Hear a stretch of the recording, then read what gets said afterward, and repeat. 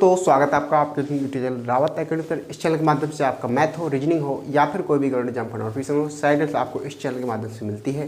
तो आपने इस चैनल को सब्सक्राइब नहीं किया है तो सब्सक्राइब कर लें एंड बेल आइकन प्रेस कर दें। आज के इस पर्टिकुलर वीडियो में जो हम बात करने वाले हैं वो करने वाले हैं RRB ALP नोटिफिकेशन 2024। दोस्तों, आप लोगों ने यूट्यूब पे कई सारे वीडियो देख लिए होंगे और ये मानो कि यूट्यूब पर इस नोटिफिकेशन की क्या गई, बाढ़ आई। क्या गई, बाढ़ आ गई। तो देखो, बाढ़ आने का मतलब नहीं होता है, वीडियो आपने बहुत सारे देख लिया, लेकिन आपको वीडियो जो भी आप वीडियो देखो उसमें आपको सारा कुछ समझ में आना चाहिए कि इसकी प्रोसेस क्या रहेगी। ठीक है, तो हम वन बाई वन करके बात कर लेते हैं। इसके फॉर्म कब से डलना स्टार्ट होंगे, एज क्या है इसकी, ठीक है, एग्जाम पैटर्न क्या रहेगा, इसका सिलेबस क्या है, सारे डिटेल्स हम इस वीडियो के अंतर्गत देने वाले हैं आपको। तो आप वीडियो में लास्ट तक बने रहें। तो पहले हम जो बात करते हैं वो करते हैं क्वालिफिकेशन, मतलब इसकी योग्यता क्या है। ठीक है, तो योग्यता आपकी इसमें 10th मांगी गई है। ठीक है, और आपको 10th प्लस आपकी ITI होनी चाहिए या फिर कोई भी आपको इलेक्ट्रिशियन कोई डिप्लोमा होना चाहिए आपका। ठीक है, तो आप इस फॉर्म के लिए एलिजिबल हो। ठीक है, और देखो आगे अब इसमें हम सारा एक एक करके बात कर लेते हैं। ठीक है, अब आप बोलोगे सर कुछ नहीं, सबसे पहले आप मुझे ये बताओ कि एग्जाम पैटर्न क्या है। ठीक है, तो वो भी हम सारा डिस्कस करेंगे इसमें। ठीक है, तो ALP का जो फुल फॉर्म होता है वो होता है असिस्टेंट लोको पायलट। कि क्या होता है, असिस्टेंट लोको पायलट के जो पद हैं वो निकाले गए हैं। और हम सोच रहे थे कि बहुत सारी वैकेंसी आएंगी, लेकिन हम सोच नहीं सकते इतनी बहुत कम वैकेंसी आई है। ठीक है, तो देखो इसमें जो वैकेंसी टोटल आई हैं वो आई है 5696। बहुत ही रेयर कम वैकेंसी है, बहुत समय बाद आई है, फिर भी बहुत कम वैकेंसी आई है। ठीक है, और आनी चाहिए। ठीक है, अब देखो क्वालिफिकेशन की बात करूँ तो ये कितना है आपका 10th प्लस ITI है ना। 10th पास होना चाहिए और प्लस ITI आपके पास होना चाहिए। ठीक है, अगर मैं एज की बात करूँ तो 18 से 30 है आपका एज, आपका 18 से 30 है। अगर आप OBC है ना, ST SC से हो तो आपको 5 साल का एज रजिस्ट्रेशन दिया जाएगा। अगर आप OBC है तो आपको 3 साल का एज रजिस्ट्रेशन दिया जाएगा। ठीक है, अगर हम फीस की बात करें, ठीक है, अगर हम फीस की बात करें तो आप OBC SC और ST के कैंडिडेट हैं तो आपको 250 रुपये फीस लगेगी।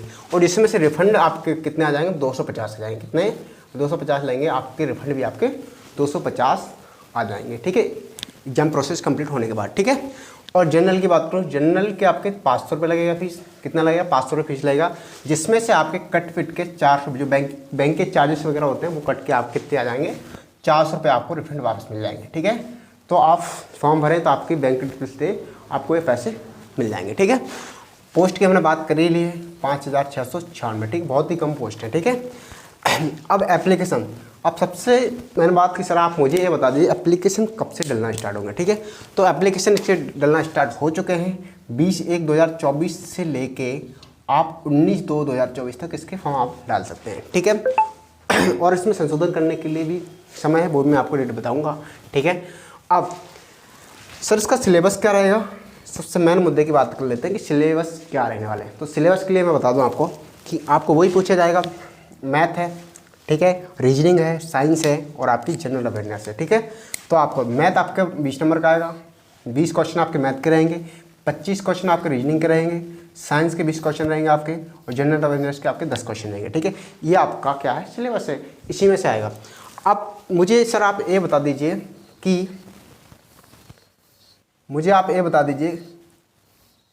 एग्ज़ाम पैटर्न क्या करेगा। ठीक है, तो एग्ज़ाम आपका जो क्लियर होगा है ना, ज्वाइनिंग तक बता रहा हूँ मैं आपको, 5 फेज में आपका एग्ज़ाम होगा। ठीक है, पहले आपका CBT 1 होगा, CBT 2 होगा, उसके बाद CABT होगा आपका, उसके बाद आपका डॉक्यूमेंट वेरिफिकेशन होगा, उसके बाद आपका मेडिकल, उसके बाद आपकी ज्वाइनिंग होगी। ठीक है, तो देखो अगर CBT 1 की बात करूँ, किसकी, CBT 1 की बात करूँ तो ये आपको ऑनली क्वालिफाई करना होगा। ठीक है, जिसमें आपको 75 आपके नंबर आएंगे, 75 आपके क्वेश्चन रहेंगे, आपको 60 मिनट का आपका समय दिया जाएगा।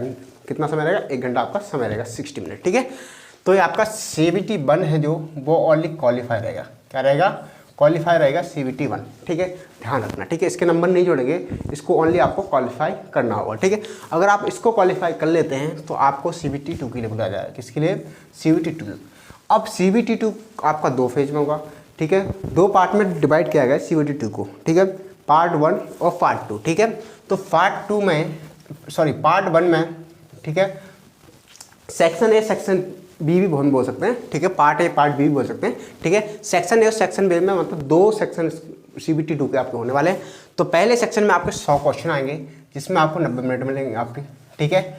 और पार्ट बी में आपको 75 क्वेश्चन रहेंगे और 60 आपके मार्क्स रहेंगे। और ध्यान रखना CBT बी है ना, जो CBT 2 में जो सेक्शन बी है ये आपको क्वालिफाई होगा, क्या होगा, क्वालिफाई होगा, इसके नंबर नहीं जोड़े जाएंगे।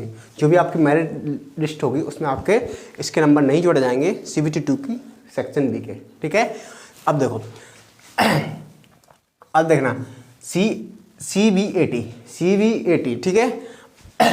अब देखो इसमें आपका क्या होगा कि जो आपके टेस्ट होगा, इसमें आपके जो रिलेटेड जैसे आपका ITI का डिप्लोमा, तो उसके रिलेटेड आपके क्वेश्चन पूछे जाएंगे, ठीक है। उसके क्वेश्चन पूछे जाएंगे और इसको भी आपको क्या करना है, क्वालिफाई करना है। क्या करना है, क्वालिफाई तो रहेगा ही, प्लस आपको इसमें से आपके जो भी मेरिट बनेंगे उसमें 30% इसके मार्क्स जुड़ जाएंगे, ठीक है।